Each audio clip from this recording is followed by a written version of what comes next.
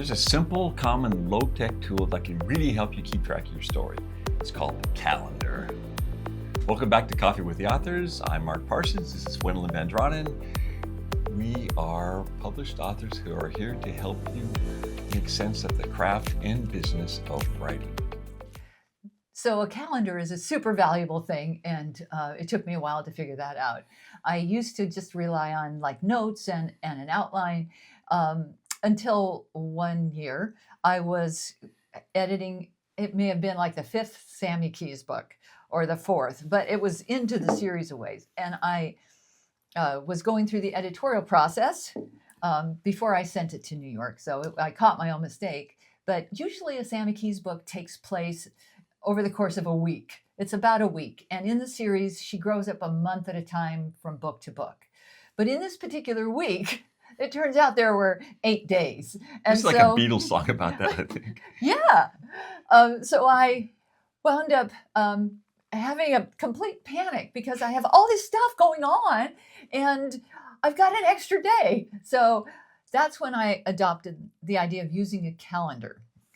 And I've had one for every book that I've written since then because it is just such a useful tool, even though it may not seem you need one right now.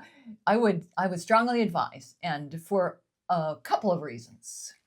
I started using the calendar when I first started drafting Road Rash. And besides what Wendelin just mentioned, there's like another benefit to using it, which is that it gives you kind of a after the fact outline in a sense. In other words, it helps you kind of keep track not only of where you're going, but also where you already have been. So it's kind of an as-built thing. You can look back and see where you're going, and that can save you time when you're trying to figure something out later. You can just look at your calendar instead of trying to reread, the past, 3 chapters or something.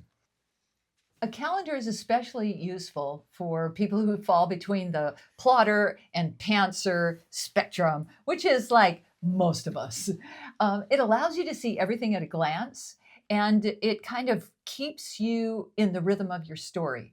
I find that I take a calendar that's downloadable and I type in the things that are happening.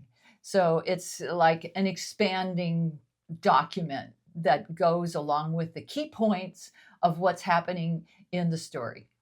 I'll look for any date-specific events and make sure that they line up with the calendar. For example, if like Halloween is on a Friday in my story, I go find a year where Halloween's on a Friday, and it doesn't matter what year it is at all.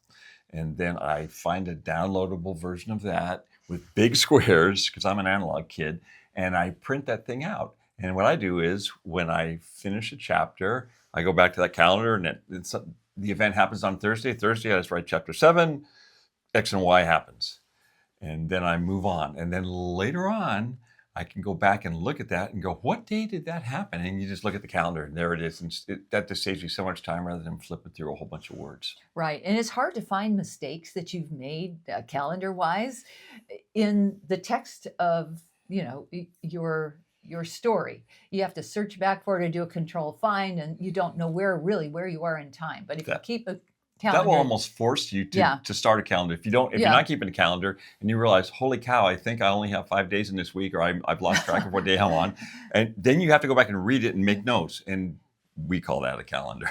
Yeah, a calendar is also really good for keeping track of extra things. Like you can get a calendar that'll tell you if you do a specific year and you want Halloween on a Friday, you can find one that tells you where the different phases of the moon are at that time, and also when the sunrise happens, when the sunset happens. The book that I just finished writing has a lot of moon stuff in it. The moon is very important in this story, and I wanted to make sure that the phase of the moon was corresponded to where it would be in position and all that. And by keeping a calendar, that made it manageable. It was still a lot to juggle, but it made it manageable. Because the moon changes, okay? It's not like the sun. It comes up, it goes down. The moon changes. Okay. All right, you've discovered astronomy. I know, but when you're writing, you want it to be consistent. You do. You can't have the moon rise at 6 p.m. one night and then set at 7 p.m. the next night. Also, you can't have a crescent on one day and Right. then like a full moon 3 days No, later. You just no. can't do that.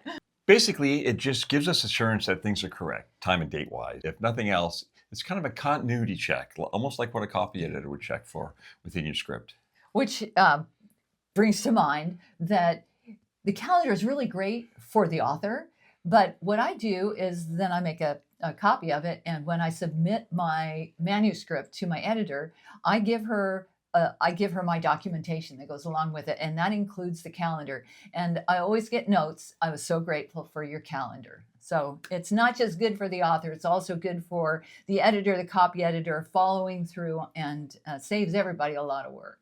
Absolutely. So thanks for stopping in to take a quick break with us. We hope that you will dream big, work hard, not give up, and also put us on your calendar. Come back and see us again. And always keep writing. I started using the camera when I first... Wait, no, you said I started Camera. using a camera. I could tell a story about when I was a little kid. I made my own camera from wood. You did what, Sonny? Sonny? What did you do? You invented the camera? Oh, yeah.